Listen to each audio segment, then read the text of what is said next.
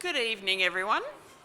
I'm Jeanette Wright. I'm the CEO and State Librarian, and I'd like to welcome you here for tonight's Game Changers event. I'd like to begin by acknowledging the traditional owners of the land and pay my respects to their ancestors who came before them and to elders still living today. The location of the State Library here on Kurilpa Point is a significant meeting, gathering and sharing place for Aboriginal people over many, many generations, and we are very proud to continue that tradition here today. I would especially like to acknowledge and welcome our speaker for tonight, Maxine Horne, founder and CEO of Vita Group. Professor Peter Little, Deputy Vice-Chancellor from QUT, Ray Weeks, Chair of the CEO Institute, who will be doing the interviewing, members of the Library Board of Queensland, the Queensland Library Foundation, the QUT Business School, and the Queensland Business Leaders Hall of Fame Governing Committee. And especially like to welcome our generous donors and partners, Crow Horwath, Morgans, Channel 7, NAB, and RACQ. Thank you all for joining us tonight as we launch the Game Changers Talk series for another year. This series is designed to bring innovative leaders from business, technology, and creative industries to share their insights with you. And Game Changers is an initiative of the Queensland Business Leaders Hall of Fame. This was established in 2009 by the State Library, the Queensland Library Foundation, and the Business School at QUT. And the Hall of Fame is focused on celebrating, recording and retelling stories from Queensland's outstanding business leaders and their many contributions to the development of Queensland. We invite you to join us for our signature event, the Queensland Business Leaders Hall of Fame Induction Dinner, which will be held at the Brisbane Convention and Exhibition Centre on the 30th of July. This black tie event is becoming more and more popular every year, and you're very welcome to join us. As a new cohort of Queensland business leaders are honoured and inducted into the Queensland Business Leaders Hall of Fame. And for those of you who haven't been exposed to this before, you'll find on level 4 of the State Library here in the John Oxley Library, the Hall of Fame, and there's a space there where you can scroll through all of the names and the stories that have been recorded about the inductees to date. So if you're looking for tickets to this dinner on the 30th of July, go to the Hall of Fame website, which is leaders.slq.qld.gov.au. Or if you can't remember that, just go and look at the State Library's website. Now, Game Changers provides a rare platform for innovative leaders to share their insights, pathways to success, and some of the battles and triumphs they've experienced along the way. The stories will not only fill you with inspiration and lessons to incorporate into your own professional endeavours, but help shape Queensland's economic and commercial development and the social fabric of Queensland. Tonight, we're lucky enough to hear from the founder and CEO of Vita Group, Maxine Horne. I'd like to welcome Ray Weeks to the stage to introduce Maxine and begin tonight's discussion.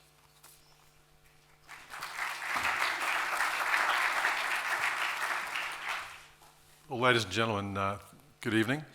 And for those who live in the western suburbs of Brisbane, did any of you have to come along Coronation Drive tonight?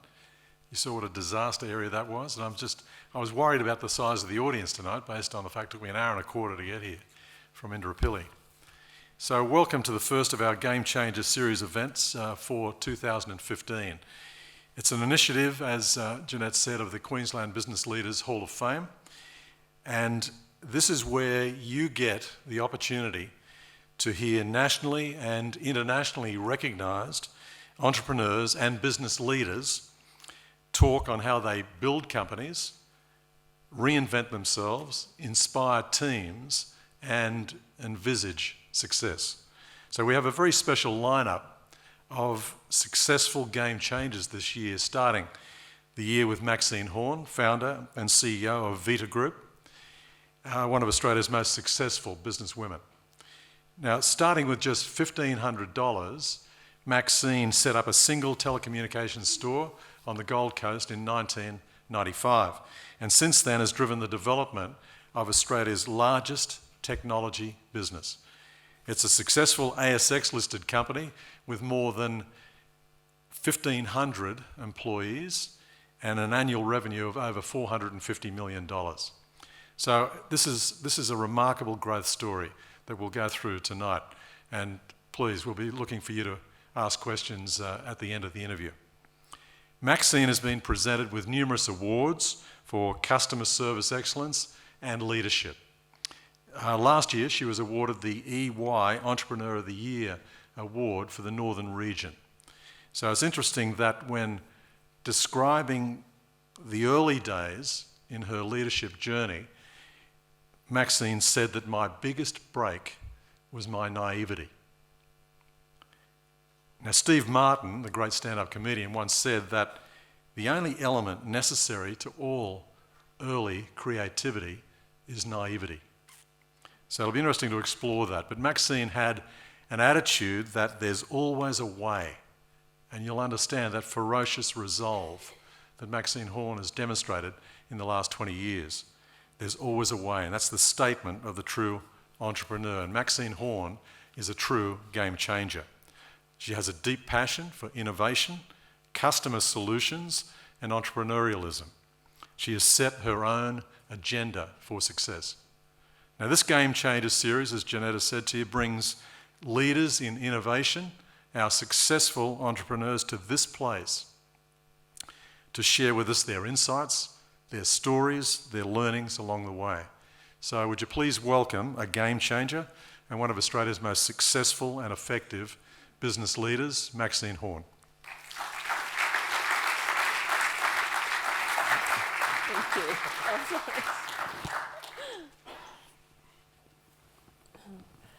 My head was swelling out the back there, you know. Well, I was going to get some music for you. It came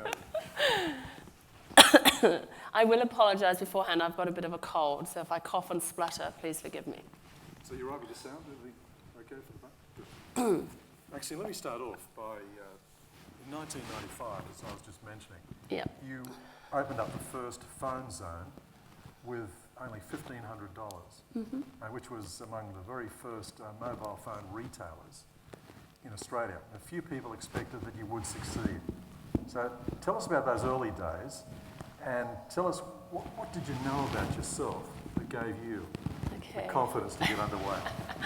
Okay, well, I think, first of all, there were a couple of things that drove the decision to start my own business. And one was that I just arrived from the UK to Australia, and I used to work in the telecommunications in the UK, so I kind of knew what was happening. I could see what was going to happen in Australia.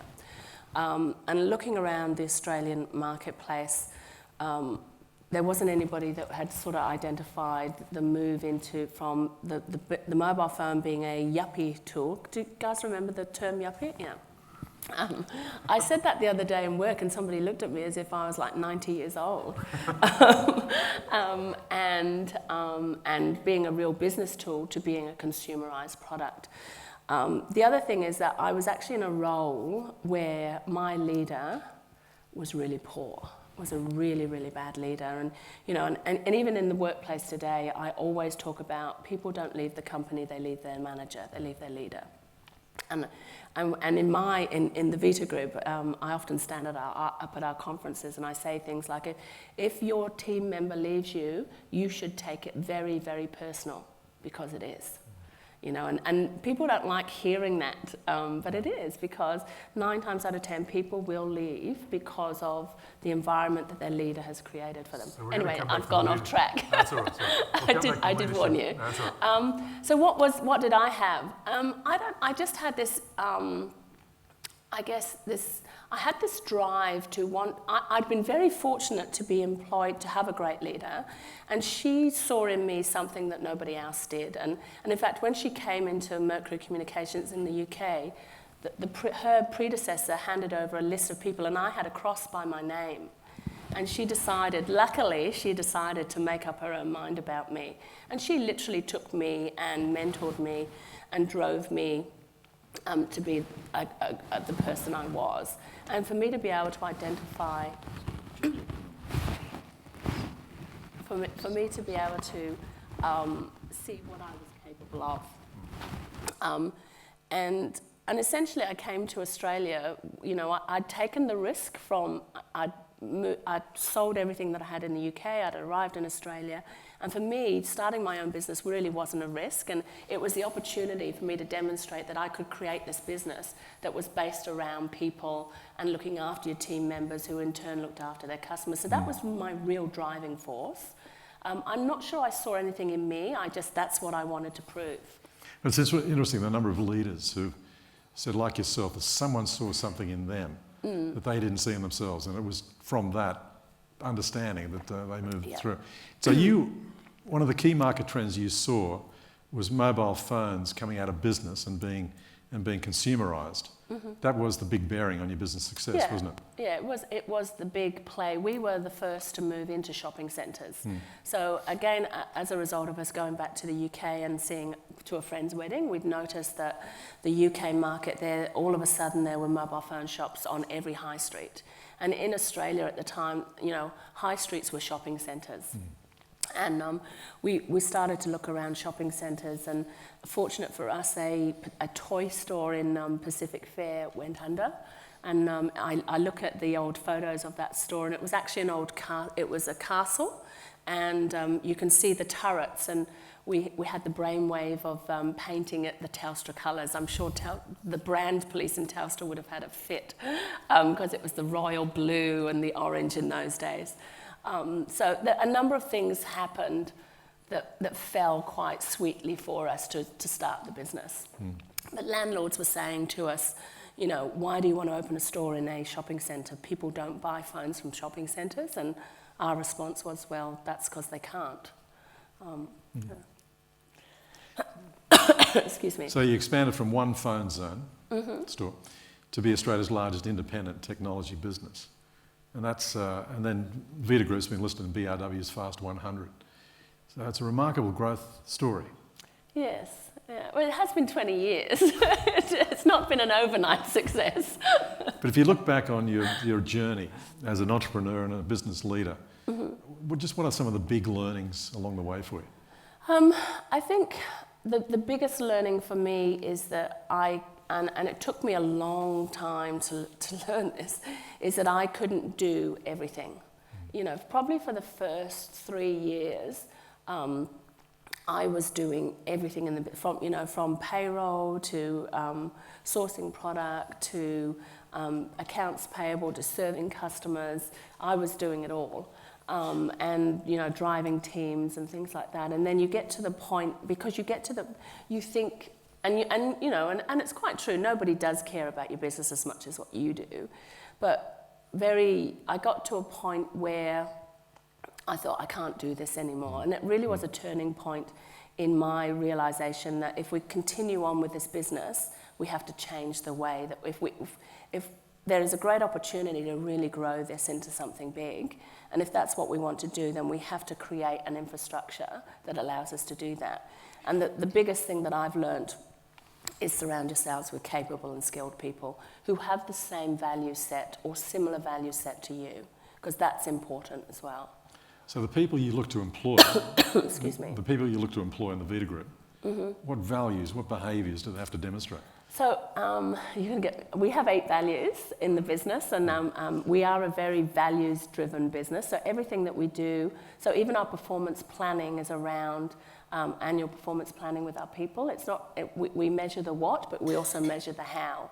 So, for example, in the Vita Group, you could be the top salesperson in the country, but you could have done it by misleading customers and stealing sales, and we'll be having a conversation with you about exiting the business, irrespective of how much you've generated. So we have a set of 8 values. They range from, you know, our people and customers are everything to us, to every decision is made for the whole team in mind, to, you know, dare to be different as creativity drives innovation, to love what you do. There's a number of, and really it's around understanding that our people really buy into those values, because they are the one thing that does not change. They're our guiding principles of how we run the business. And a number of times I've had people come into the office and say to me, you know, this is happening. And I'll give you an example. Years ago, we had a salesperson that was generating, you know, $20,000, $30,000 GP a month. And he took $20 from the till. And the area manager wanted to keep him in the business. And I kept going back to him, you know, go to the core values, and one of them is always do the right thing.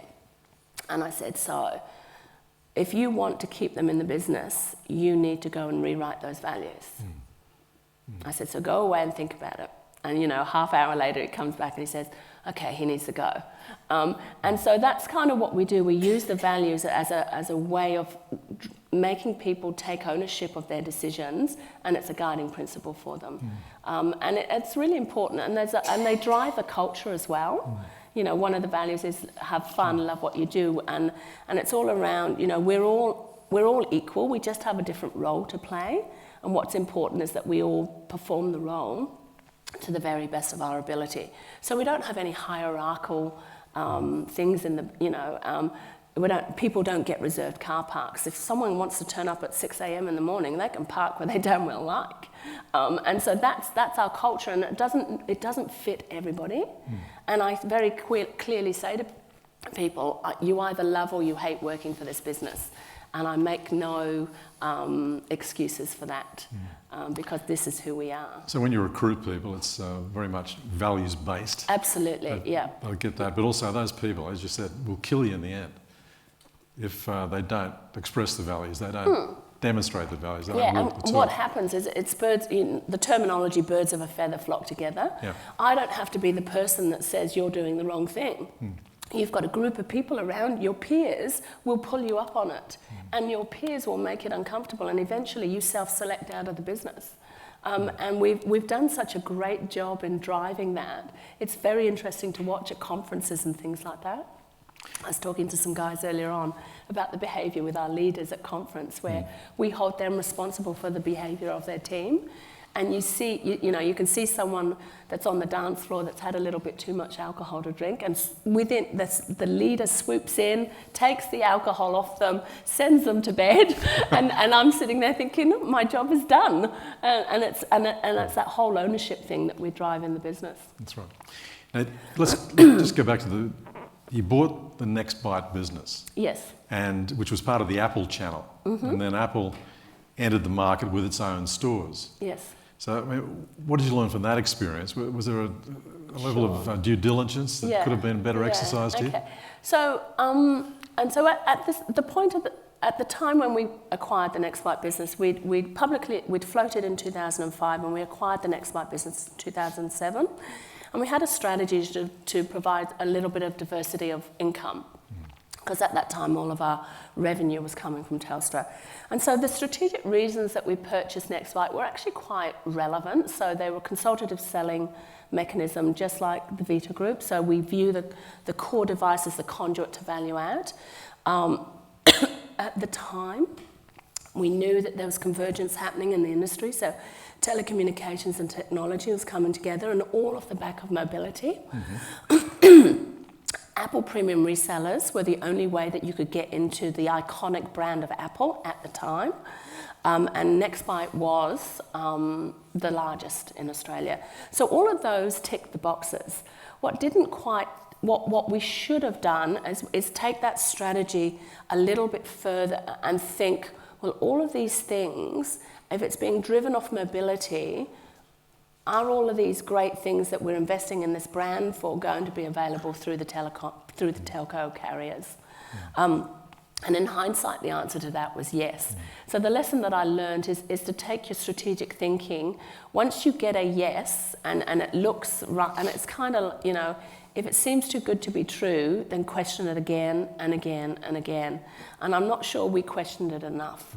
I think we ticked the boxes we needed to tick, and then we thought, okay, let's all go. And so I think the due diligence, the financial due diligence was there, but it was more around the global macro impact. You know, if we'd have really investigated more what Apple were doing overseas, we would have said, okay, eventually they're going to come here. We would have seen that.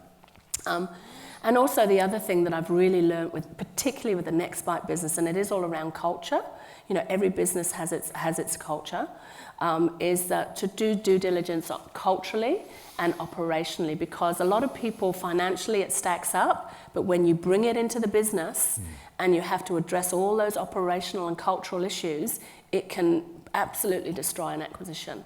So you're in a dynamic business with dramatic changes in technology. I mean, how do you stay ahead of the game? Look, I'm fortunate enough that I'm surrounded by about 1,700 young techno boffs that spend their life on phones. They love the product, and we've created an environment that encourages people to be creative and to be innovative and to have their say. We're constantly asking for feedback. How do we do things? And we'll often get suggestions on why. And in fact, I had an email 3 days ago from one of our enterprise sales guys saying, we need to get into this space. And now we've got our product people going and having conversations with them. So there's that happens anyway. But we do a lot of strategic work every year, and we bring consultants into the business to look globally, regionally and domestically. What are the trends? What are the growth segments? What are the growth products coming down? What are our barriers to entry? And do we want to play there? What are the margins? Are the margins? So that's another lesson that I learned from Apple is skinny margins, and you have to be brave enough to walk away from something that's very volume driven if the margin's not there. So what are the margins, and is it worth playing? And once we tick all of those, then away we go and we start investigating at a deeper level. So, but we spend, I would say, a good half of my time really is a third working on my people in the business, a third on my relationships with Telstra, and a third on the market. Okay. Now we're going to come back to the growth strategy later, but if I could just ask you about your business is based on a customer service model. Yep. It's not based on a price or a product game. Just explain that laser-like focus on customer solutions. Sure. And I'm really pleased to say that from day one, I was quite adamant that we would be a customer solutions-based business. And that's, it's very flippant of me to say that now. But when we started the business, we were in a prolifically growing industry. And there was huge pressure from the carriers for market share and volume at any sake. And our competitors were making connections, and they were giving away Xboxes, PlayStations. Hell, they'd give their grandmother away to get a connection. And here was I saying, no, every connection has to be profitable. And we're not going to give accessories away. In fact, we're going to charge accessories. I used to get very, and I hope there are no customers here, I used to get really extremely proud when we would sell a leather case for $129. Like, oh, it's fantastic. And Telstra would come to me and say, we've done this research in the market, and do you know you're $50 more expensive than anybody else on handsets? And I go, yeah, it's great, isn't it? But for me, so in order for me to be able to demand more for my product and my services, we went down the customer service road. And very early on, what we did, we engaged our workforce. We said we want our customers to walk out of our stores thinking, and I do have a personal story, but we don't have long enough to repeat that, which kind of initiated this conversation. We want our customers to walk out thinking, wow, that was great. And I'm so glad I spent my money there. I know it was more expensive than down the road, but it was worth it, and I'm going to recommend these people. And so we have, and it's called the CARE program. It stands for Customers Are Really Everything. And we have quite a scripted program that says that if you come into one of our stores, this is what you can expect. Now, in the early days, it was things like, greet the customer and smile within 30 seconds. It was things like pre-charging. If you guys can remember, when you bought a phone, you had to charge it, let the charge deplete, then recharge it, deplete, and by the third day, you could actually use your phone. Right? So what we did, and we knew this was a bugbear, so we said the option with the phone zone was you can have one that's pre-packaged, or we've done this for you. They're both exactly the same, and the choice is yours. 9 out of 10 customers walked out of the store working. We used to load, in those days we used to set up your message bank. We used to say, give us your top 10 contacts and we'll program them in your phone. So all of those things. Now, over time that's evolved to stay relevant to what's going on. So now we download apps that we think, we question the customer, tell us a little bit about your lifestyle, and we say, well, this app does this does that, would you like us to download it, etc. But the concept of that care program is still there. And for us, it's about driving word of mouth and delivering great levels of customer service, which now has gone full circle. And if I look at retailers today, retailers that provide an experiential environment and a personalised service will survive. Retailers that don't and provide product and price will not, because, hey, you can get product and price on the internet. And so I'm really glad that that's the path I chose. And I might share a story later as to why we got that. Right now. Oh, okay, all right. For the ladies in the room, I used to use a certain mascara. And I walked into a department store, which will remain nameless, but there was only 2 of them at the time. And I went up to the counter, my son would have been about 18 months old, and I went straight to the counter. I knew exactly what I wanted. And I said, and the lady that was serving was on the phone. And it was quite obvious it was a personal phone call. And you know when you're wanting to be served and you start coughing and you start tapping the counter just to try, hello, I'm here. And she looked at me, and then I went, and she said, oh, hang on a minute. And she didn't disconnect the phone, she just put it down. And came over to me and said, you're right. I said, yes, I'd like this, long-com deafener cells. And she said to me, oh, well, it's out the back. I said, yep, I still want it. So you want me to get it? Yep. So anyway, off she walked, and she made it was like my 14-year-old daughter having a hissy fit on me, Off she went, and I thought, and as I was standing there, I was getting more and more angry about how I was being treated. And I was really mean, because I let her ring it up. And then I said, look, I've changed my mind. I'm actually not going to buy this, but I need you to know why. It's not because of your store fit out. It's not where you're located. It's not the price. It's not the product. It's not your uniform. It's not the lighting. It's none of those things. It's not the music. It's actually because of you and the way that you have just treated me. And I made her refund the product. And I always remember when we walked out, my husband at the time, he said, does this mean we've got to keep shopping? And I said, yes, it does. But I walked out thinking, and we would have had about 18 stores at the time, thinking, I wonder if our people do that. And that's what, and we were about a month away from a conference, and we scrapped the agenda, and we spent 2 days talking about how do we wow our customers. Customer service day. First day was about, there are no limits, list everything that we should do. And so, of course, you had, Lamborghini rides, all of this kind of stuff. Second day, okay, there's a price limit and a scalable issue here. How do we scale this service? And that's how we came out with the very, very first 20 components of our care program. Now, what about disruption? Do you see all industries going through a range of disruptive technologies? Yeah. Where do you see disruption? Well, I think we're going through one at the moment. Obviously from a retail perspective, we went through around about 2008, 2009. You had a lot of owners of brands coming into the retail footprint. Previously, they were happy to leave the distribution and the responsibility of customer service to third parties. Now they're not prepared to do that, and you see every brand owner really in the high street. I mean, who would have thought that Nescafe would have, a $3 million lease on a store in the middle of, Brisbane, Sydney, Melbourne, selling little pods of coffee? And it's all about the brand ownership and the customer experience. So that's a big disruption for retailers.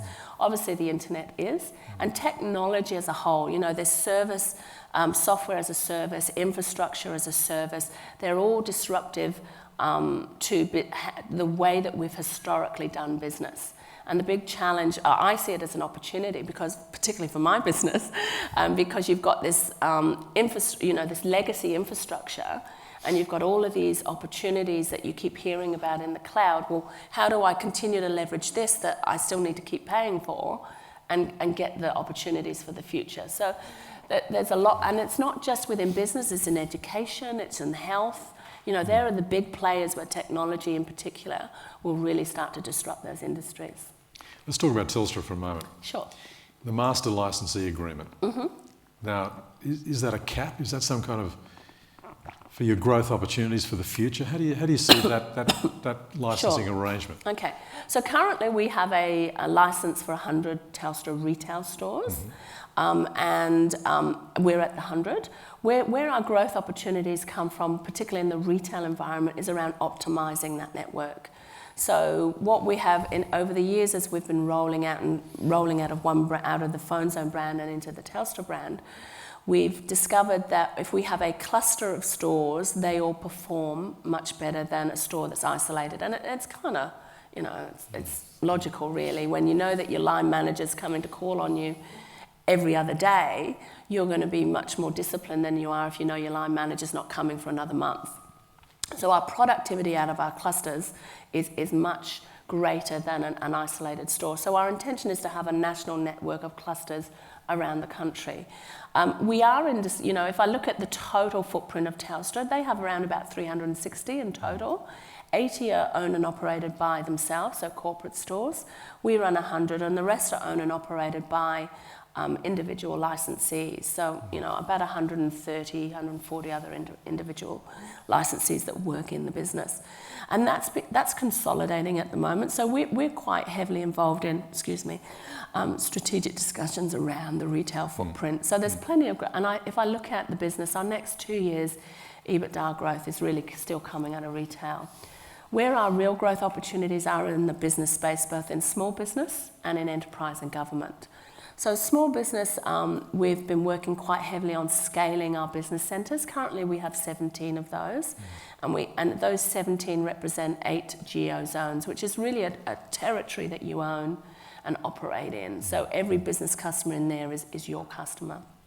And we're going through the process of overlaying that network to our retail network so we can leverage the hard yards we've already taken. And then our corporate and enterprise channel is really Eastern Seaboard based, primarily because that's where all the business in Australia is. You know, the growth, if I look at kind of the scalloped effect that we have on the business, the next 2 years is out of retail, the next 18 months to 3 is that small business space, which is highly fragmented at the moment, and there's a real opportunity for a scaled player to enter with a great brand and that local brand presence, particularly off the back of NBN. And then the enterprise, because it's a longer sales cycle, starts to come in 2 years' time. So we've got that kind of scalloped effect from the contribution, positive contribution at an EBITDA level. Good. So no is the answer, it's not limited. That was a very long-winded way of saying. Maxine, let's talk about your appetite for risk. Yes. Your risk-taking, right? Mm-hmm. In The Gift of Doubt, Malcolm Gladwell says that the entrepreneur takes risks, but doesn't see himself as a risk-taker because he operates under the useful delusion that what he's attempting is not risky. Mm. So you once said, and I refer to this from the earlier statement I made, you once said the biggest break for you was probably your naivety. I mean, yet you had this optimism that there's always a way. Yeah. How do you see that now? Yeah. Oh, look, I think deep down I'm still a very optimistic person. You know, I do always say that, and I'll say to my guys that, oh, this is impossible. I said, nothing's impossible. There's always a way, you just need to find it. So that's kind of the ethos that we have. Look, as you get older, you get less you get more risk adverse, and as you get more, that you've got more to risk. So, you know, when I was 24 and had just sold, I mean, this is probably indicative of my riskometer, I call it, you know. I have a CFO who's here, by the way, so that's really good for me. And not here on my riskometer, he's here and I'm here. So we balance each other very well. But, you know, when I lived in the UK, I lived in London, I had 2 houses in London, a house in Birmingham, sold up everything, and I mean even furniture, cashed up, travelled and arrived in Australia with having spent quite a bit of money. So that was kind of my risk profile at that time. I didn't have kids, so it is all, you know, where you are is very different. Having said that, I'm more than happy to take a risk. except I'd like to say it's much more calculated. And what I have done is I have surrounded myself with leaders, particularly my senior leadership team, that are very, they're very supportive of the opportunities that we see, but that they're very thorough in the analysis that we undertake to make sure that actually we're not really taking a risk here. It's a bit of a no-brainer. That would be my advice to anybody. Understand where your profile sits and complement it with others that obviously are the opposite. Eric Schmidt of Google once said if you hire the right people and have big enough dreams, you usually get there. Do you agree with that? I think the right people and the right value set. I think what I've learned over the years is if I take the role of a CFO, and in fact one of our investors always keeps telling me, you took a while getting your CFO, and a lot of it was around value set. They were extremely confident, competent people, but they just didn't fit the culture of the organisation. And I'll give you an example of this. A gentleman started with us, and we have a really open door policy. A casual, a store down in Dandenong can call me and tell me what we're doing wrong. And I will listen, and I'll say, oh, that's interesting. And 9 times out of 10, it's because we haven't communicated properly, and he doesn't understand what we're trying, or she doesn't understand what we're trying to do. So that's why it's open. And I remember sitting there, and I was at the CFO had started, had been in the business about a week, had already asked me about his reserved car parking spot, and I thought, maybe this isn't going to work. And then as I'm sitting up, and I look up, and there's a queue of people outside my room, office at the time. And I went, what? And they said, oh, we need to show you this email. And I said, okay. And an email had gone out saying that no one was to approach me without going through him. And I thought, okay. So I said, no, that's not our culture. So that's what I mean about the value set. But once you've got people that fit, that have got the talent, the capability, they fit the value set of the business, then it's around communicating. Yes, it's no good you having the dream and no one else knowing what the dream is. So you have to communicate that dream, that vision. They have to buy into it. They have to believe in it. They have to see what their purpose is in that, and how their skill set, their mastery helps you achieve that. And then you've got to stand back and let them do the job.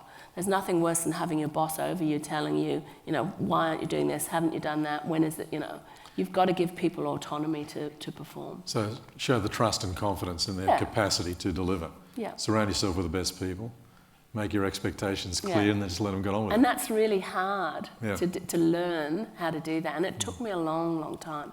I only think probably within the last 5 years I've nailed it. And now I'm really good at delegation. Yeah. There's a few members of the audience who would love to hear from day one your funding strategy. And the funding strategy for the group. Sure. As short as possible on this one because there's a range of questions I want to get to. Sure. But it's important to understand you moved $1,500. And how did you fund the company from there? Okay, so the first important thing to recognise is in those early days, as a mobile phone retailer, you got a portion of the customer's bill. So you got a one-off fee to connect and then a portion of the bill.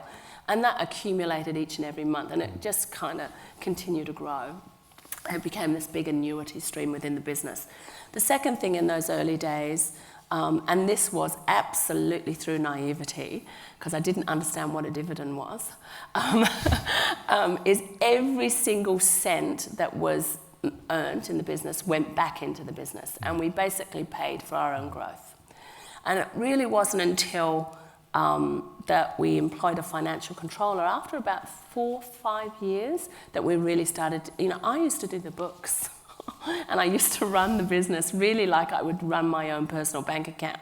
If I didn't have the cash, I wouldn't buy it. But again, in hindsight, that's where a lot of small businesses go wrong is they think they've made it way too soon. And they start buying the flash cars and the flash offices. Our offices, I bought, and in fact, we're relocating our office at the moment, and we're all talking about furniture. And I said, just go to the auctions. That's how I did it back in, and I bought all these tables for $10. In fact, I think we still got them. So it was run very frugally. But I will say, in all seriousness, you know, your funding strategy has to match your business strategy. And over the 20 years, we've used various different funding strategies. And when we decided to move out of one brand, the Phone Zone brand, into the Telstra brand, that required a capital investment of over 50 million. So of course we used market, you know, went to the market and got debt. I think that the thing that you have to, with your funding plans, is also meet the needs to balance both the need to invest in the business, to grow earnings and to continue to grow the business, but also the need to give our shareholders rewards. And so that's a balance. And so, you know, in 2009, we got market. We went to the market, got debt, and basically expanded the business and to generate more earnings for the business. As earnings started to come through, we had the choice of either, you know, reinstating the dividend policy or paying off debt, accelerating debt repayment and reducing risk, which is what we did. As earnings grew even further, because of that activity, we then started to reward our long-term, our long-suffering shareholders, as my chairman kept talking to me about. So we decided to reward them. And even today, because of the growth opportunities that we see in the small business environment and the enterprise environment, we still don't pay all of our profits out to our shareholders. We still have that mix. A couple of years ago, we did reinstate the dividend reinvestment plan. So that's a low-cost form of fundraising for us. And also the other side is that our shareholders get to have the benefit of the franking credit as well. So what's your dividend payout ratio now? 65%. 65%, okay. Now look, if I ask some members of your team, tell me about Maxine, what do you think they'd say? Well, there's one here. Okay. I think that they would say I'm extremely passionate, very people-focused, I'm very caring, and if you do the right thing by the business, and when I talk about business, I mean the whole group of people. I take the responsibility of employing 1,500 people very, very seriously, you know, and I get extremely annoyed when I see people taking the mickey. And it's not me. I'm big enough and brave enough and to handle all that. For me, it's an insult to all the other people that turn up at 6 a.m, that work their butts off and leave at 10 o'clock at night. That type of activity, because they're the people that are committed, and you're just here for the ride. So that irritates me, and I am very blunt, and I call a spade a spade, and I have been known to offend some people. You believe that? And I'm tenacious. Of course. Yeah. Fierce resolve. Yeah. No question. Yeah. I'm very. I pick my fights when I need to. So I'll let things go to the keeper if they're not important, but I'll pick the 3 things that I will be uncompromising about, and I will not move on them, because I am the type of person that if you tell me you can't do that, I'll think, I'll show you. And I will do it, you know. Look, in the early days, everything I'd be uncompromising about. Whereas now I've learned over the years that, okay, this has got, it's not a big deal, let it go, let someone else handle it. But these are the big ones that I can't let go. Now you're here as a game changer. Do you see yourself as a game changer? No, not really. Not really? No. I think I'm a challenger, and I have been ever.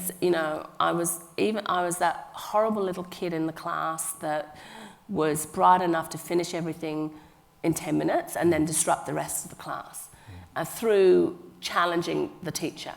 When they'd say, "Well, just sit down." Well, why? I've done it all. That would be my mentality, and I challenge everything, and even. Today we had a meeting today, and I go, why do we do it that way? So I think my mentality and challenging drives the result of being a game changer. Does that make sense? Makes sense. Yeah, it makes a lot of sense. One question I do want to cover too is that we're seeing huge inequalities between men and women in CEO executive roles in the workplace. Can you talk about maybe some of the challenges you've faced, and as a mother of 2 children, how you achieve the right balance? Okay. If you do? Well, I'm not sure my daughter would agree that I have achieved the right balance being here tonight. But anyway, but she's very picky. She's like me. Look, I think balance in the work life, particularly off the back of, you know, smartphones and tablets and the accessibility at home, is a challenge for mothers and fathers, for male and female. Full stop. I think what we have to do, and I think because we talk a lot about how do we get our females back into the workforce, and for us, it's about taking the technology that we have that kind of intrudes in our life, but using it to keep, because I think one of the main reasons people don't come back into the workforce, particularly our business, is it moves so quickly that 18 months out of our business is like being out of the business for 10 years. So how do we keep our people engaged and informed about what's going on? And so we have this great tool that actually intrudes in your life, but we can actually keep you involved in the business as well. So we're looking at some of those things. This is for other people. From my perspective, I think I've been exceptionally lucky in that, you know, it was my own business. So I got to make the call on what I wanted to do. And, you know, I literally took the kids in to work. My son was born very soon after we started the business, and I'd have this office, and I had to set up a creche, and I remember having these sort of wind-up swings, and he'd be in the office, and I'd be there negotiating with the likes of Nokia. In those days, Nokia were big. Who has a Nokia phone now? No, there you go. That's sad. You know, negotiating the supply of the product and the price, and absolutely screwing these people down. And then as they're leaving in their suits, heading back to Sydney and Melbourne, oh, could you just wind the swing up for me? You know, and they're looking at me thinking, who the hell is this woman? So I got to do that, you know, whereas people that aren't necessarily in those roles can't do that. So I think, you know, both as female and male leaders, it's our responsibility to acknowledge that family is important. Because, and I've learned again over the years that, you know, if someone's away, you know, the business isn't going to collapse tomorrow, but your son or your daughter will remember that you weren't there for that athletics carnival. So I think those things you have to, and I think I read an article today that leaders that have high EQ will be way more successful than people that have a high IQ, and that is all around EQ, and it's having empathy, and it's putting yourself in others' positions and thinking, you know, in the whole scheme of things, is a couple of hours a really big deal. And so at Vita, you know, in the school holidays, we've got about another 20-odd people running around delivering memos and or paperwork and decks and all this kind of stuff, where we encourage people to bring their kids into the office. That's good. Now look, you're next Thursday night, CEO sleep out. No, this Thursday. This Thursday night. So CEO sleep out. So you're away from your daughter again. And so, yes, I know. Yeah, but you're sounding like her. So what about, just tell us about your community involvement. What really matters to you, and why do you get involved? Yeah, well look, I think, well first of all, I'm a real believer that, you know, the family unit and our communities, it's everyone's responsibility to ensure that they're as healthy as they possibly can be.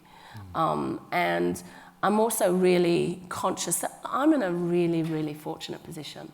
And I understand that. And I think, it's time to give back. And it doesn't matter whether it's $10 or, 3 days of your time or whatever. But I really think that as a society, we need to take more responsibility of the people that just aren't as fortunate as what we are. And I walk around, and I don't know, it's just a personal thing of mine. We're going to get some questions from you just very shortly, and just want to ask, is there any parting advice for would-be entrepreneurs in this field? There's a number of entrepreneurs in this audience. Yeah, I think first of all you have to have this innate self-belief, because there are a lot of people out there that will tell you you can't do it. The world is full of naysayers, Wherever you look, it's full of naysayers and negative people, and it's also, and I get a little bit when I hear. I have a 20-year-old son and a 16-year-old daughter, and their first response is always to go to the negative. And I don't where did that come from? I don't get that. So you've got to have this innate self-belief. You've got to you've got to continue to listen to this guy on this shoulder that's telling you, yes, you can do it, yes, you can do it. Be prepared for it to be tough, because by God, it is tough. It is tough. But there's a saying that from Winston Churchill, if you're in hell, just keep going. And you absolutely have to. You just have to keep plugging away. But the biggest thing that I say is recognise at the point where it is absolutely, I use the term that, I started a small business for a better life, and then it just consumed my life. And you have to acknowledge that point where it's consuming your life, and that's the point where you need help. And in fact, it's probably a good year before that. Surround yourself. Don't be afraid to engage and surround yourselves with people that have the skills that you don't. Because it doesn't matter how entrepreneur you are and how good you are, you will have faults. And you will have areas where you just will not be able to do the job well. And you've got to have people that can do that, and people that you can trust. That's great advice.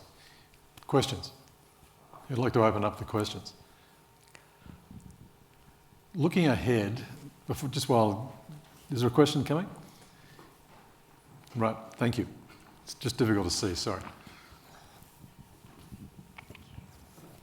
Hello, my name's Sally.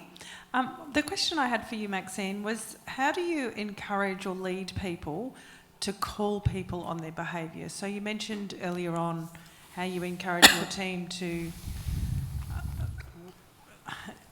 as I say, encourage, I guess, to call people on their unappealing behaviour. How do you make that happen in your workplace? So we have two.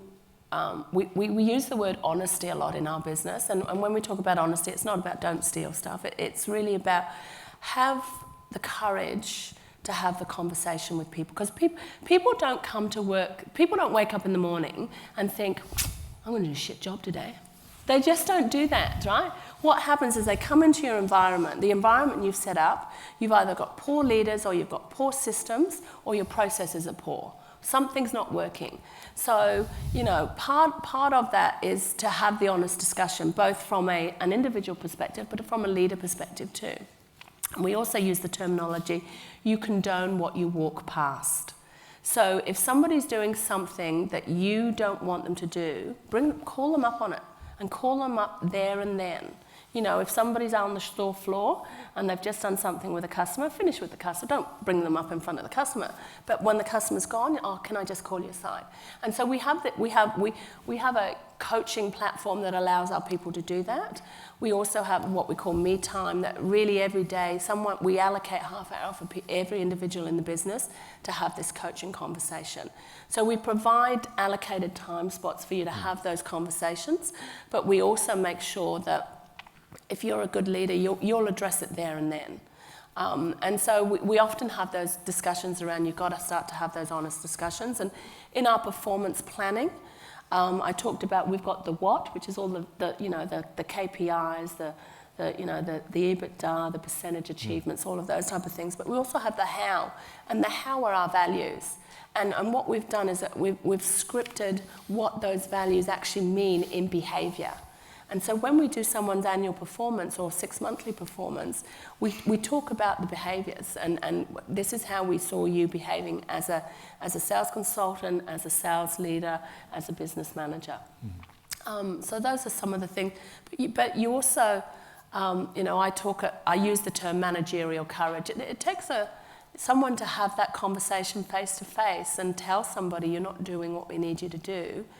You've got to have a bit of courage, and you've got to also train people how to do it in a way that you're not destroying their confidence and their ability to want to stay in the business. So Maxine, if you weren't the founder, would you be the CEO? No. Well, I don't think so, no, because I haven't come a traditional path.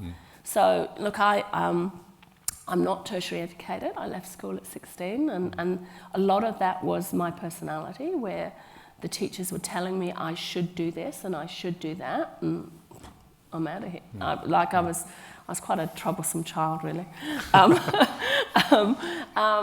But what I have done is I'm a very, very quick learner, and I've learned a lot along the way. And I have this appetite I love learning, and I love getting on new skills, and I love being better at anything, whether it's, running, playing the piano, surfing, whatever. I love to do. So I'm very good at that aptitude to want to learn. I think, though, that the fact that I've gone, and today's CEOs are the days of being a figurehead of a corporation have gone. You have to, as a CEO, you're expected to know the detail. You're expected to be able to understand and talk to your investors as to why this is happening here. But at the same time, so you have to be able to dig into the detail, but you also have to have the discipline to know when to step back out and then let your team carry on. And I think the way that I've gone about going from co-founder to being CEO of a publicly listed company has actually helped me perform that role today. Because it is quite a skill, and it's also quite a skill to go from starting a business and being a small business owner to running a publicly listed company. They're very, very different organisations. And I'm quite proud of the way that I've transitioned across that. It's a major growth story. You're writing a book. I am. So what's that about? It's about the business. It's about the 20 years of the business. And it's really, for me, it's about the lessons that I've learned over the 20 years, and mainly from mistakes that I've made. So it's quite it's actually been quite a therapeutic process for me. Yeah. It's about to be published? It is, but Good. likely at the end of the year. Okay. Yeah. Question, yeah, thanks. Is there a microphone for you?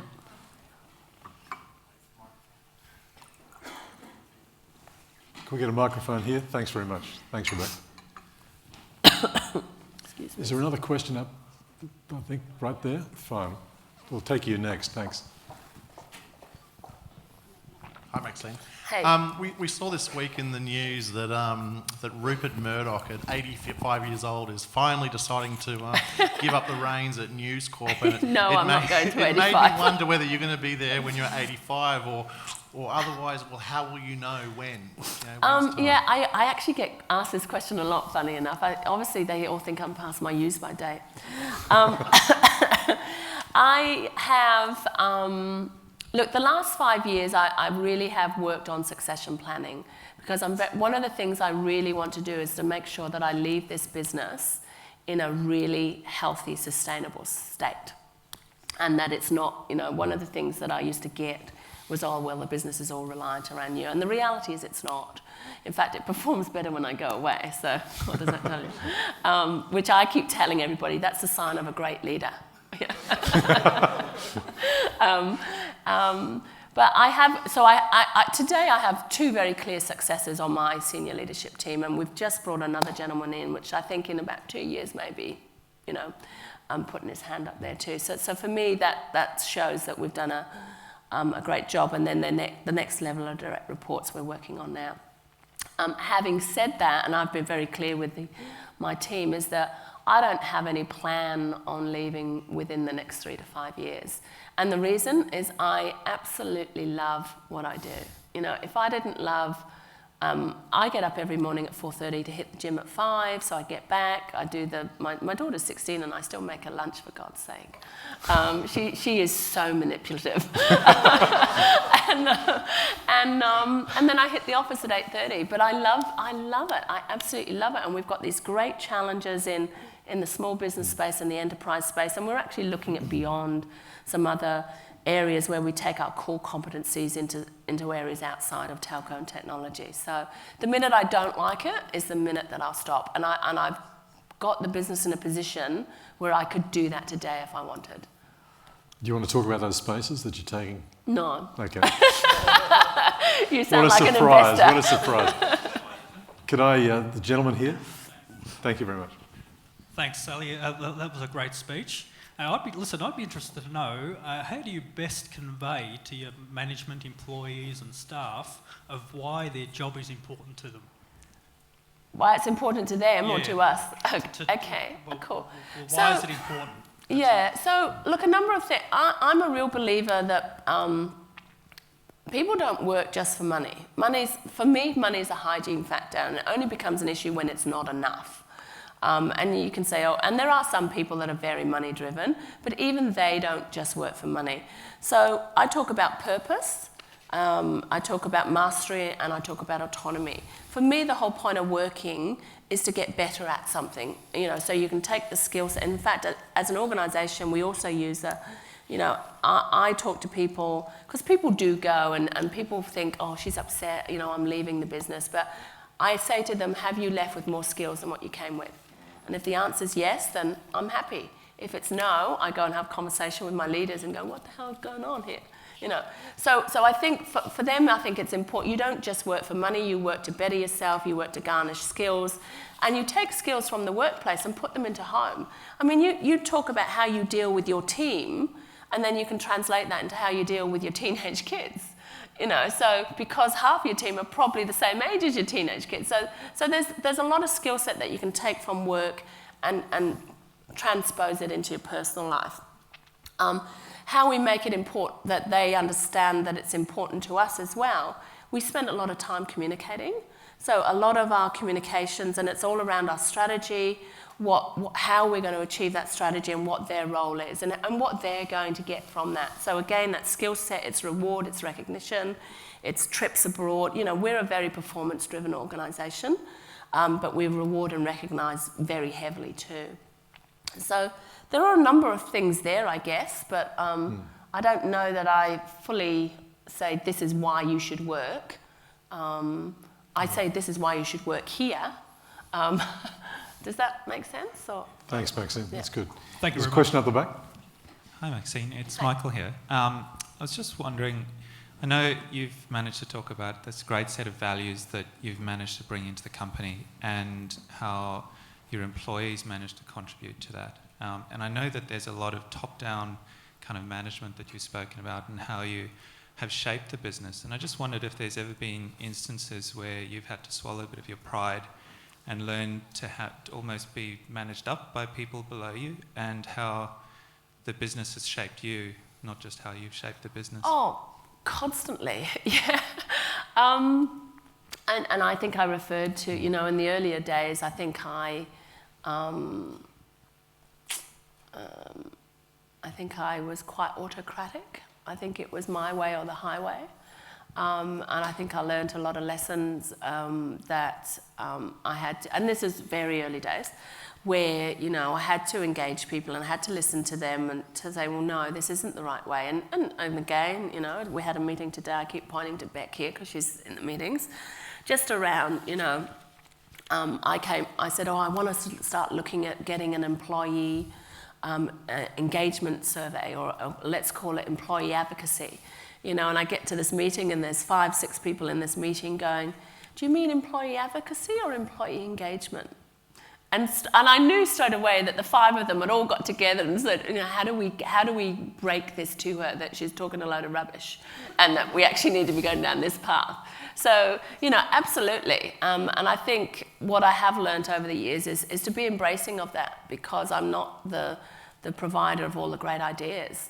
I'm in a fortunate position where I can spot them and I can then encourage people to move along. And the other thing that we do is, if it is someone's idea, we won't take it. I'll make sure that person gets the acknowledgement and the recognition for their idea. I think that's really important.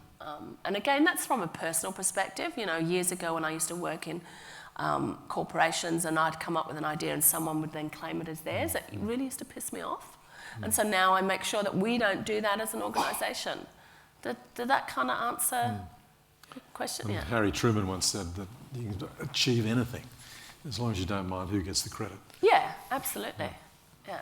And in fact, I think it's even more, when you're a leader, you go from being selfish to selfless. Because when you're a leader, it's not about you, it's about your team. Right. And I know I made a joke of it before, but I do actually say how you can spot a good leader is how the business performs when they're out of the business, because that means they've put all their time and energy into their team. Any final question? Yes, thank you.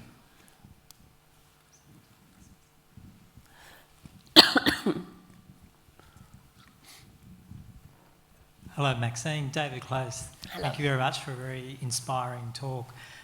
You've talked a lot about culture and you've talked a lot about values. How have you found it with the board going upwards? I guess, have you had an impact on the board and have come together? And there's been a lot of the organisation. Sure. But Yeah. Well, let me tell you, every year, I'll give you an example. We have a great board. They're a really, really good board. And I'll tell you one story, and then I will tell you in the very early days. And a lot of it was my adjustment to having a board and having a boss, basically. Every year we have an annual leaders conference. We bring all of our leaders together. We celebrate the year that's gone. We set them for the year ahead, and we provide awards at the gala dinner. Gala dinner is fancy dress. Last year I went as Catwoman, and our chairman, who is 65 years old, came as Batman. So that's kind of the culture that we... And not only did he come as Batman, he spent the time impersonating him with bam, wow. I said, that's the old Batman. You've got to say, I'm not wearing hockey pants. So you guys got it. He didn't. Got it. But when we very first had a board, and it is a combination of having a board and floating, I thought we had to change as an organisation. And we moved away, and it was my fault. I moved from being very people-focused, and I had this philosophy, you look after your people, and provide a great environment, reward, recognise. They will reciprocate by delivering great levels of service, and your customers will come back because of the environment you've created, and you'll achieve your profit. Right? So that was my philosophy. When we floated and I had a board, I went straight to profit. And I just got quite obsessed by these numbers rather than the drivers of the numbers. Mm-hmm. And it took me about 2 years to really work out what I was doing wrong, and also to work out that the board were there to help me. Because I literally, every time they asked a question, I thought they were challenging my ability to run the business. And those early days were quite confrontational as a board. And then eventually, and I always remember Dick Simpson, who's our board, who dresses up. One year he came as Elvis, by the way. And I remember because he started as a non-exec direct, and then Brian Finn, who was our initial chairman, resigned, and we asked Dick to be the chair. And he took me aside and he said, I'm happy to be chair. And he was another big mentor. You know when you talk about mentors in your life? He was another big, and still is a big mentor in my life. And he said, I see so much greatness in you, but you've really got to stop this behaviour. He said, because otherwise I'm not going to be chair. And it really, and again, that's a kind of an acceptance that I didn't know everything and I needed to take advice from other people. And that was the day that I said, yep, I'm going to change my behaviour with the board. And from that day onwards, it's been nothing but an absolute supportive board. And I literally take things, they'll challenge, and I'm accepting of that challenge because it makes it it makes what we're putting in front of them a better option because of all of their experience and their breadth of knowledge and them having made the mistakes that we're about to do. So that's been a big learning curve for me. Last question, right here. Thanks. And Dick would be very happy hearing that. Hi, Maxine. Just going on from that question, how do you communicate that to your shareholders? How do you get them off the urge and the desire for just profit to focusing on the company that they're actually investing in? I'm not sure that I do get them off the desire. Look, we spend a lot of time, so every 6 months we do an investor roadshow, and we travel and we do a lot of face-to-face meetings with our investors.